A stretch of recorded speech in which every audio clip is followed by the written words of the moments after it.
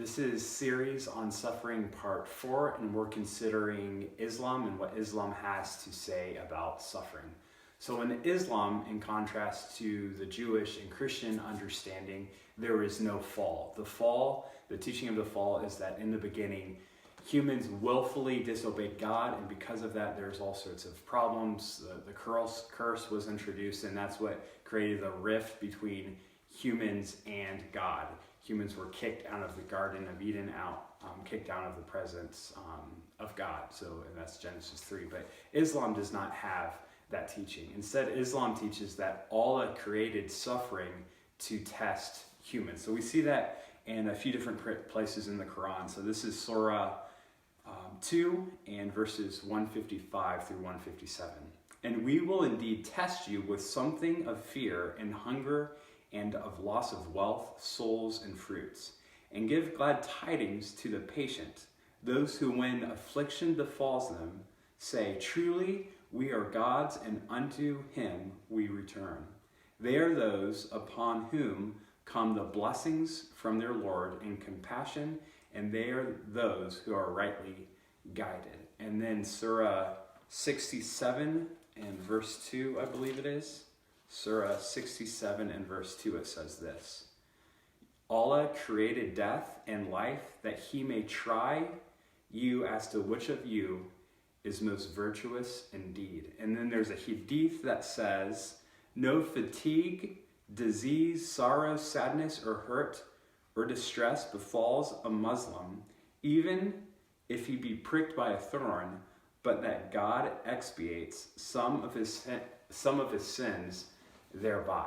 So the Quran, Islam teaches 3 things about suffering. Why does suffering happen? Well, suffering happens because God created it to test people.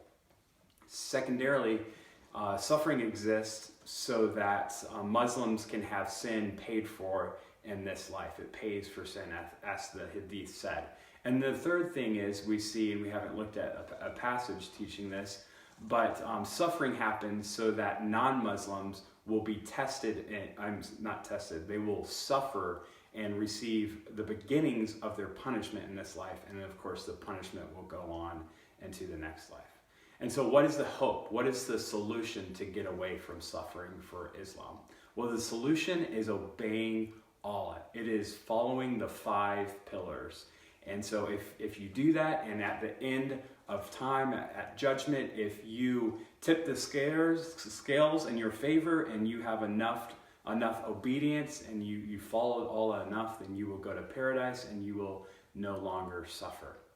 So what does Christianity have to say in response? Well, Christianity, as we said, teaches that there is a fall, that there was a time, the first time Adam and Eve were given a command by the Lord, and Adam and Eve willfully disobeyed God, and that brought curse and it brought all sorts of problems. So that's Genesis 3. So that would be one area where Christianity and Islam disagree. The Bible also speaks about tests, but the Bible realizes, it says that we will inevitably fail. And this is because, as it says in Romans, that none is righteous, no, not one.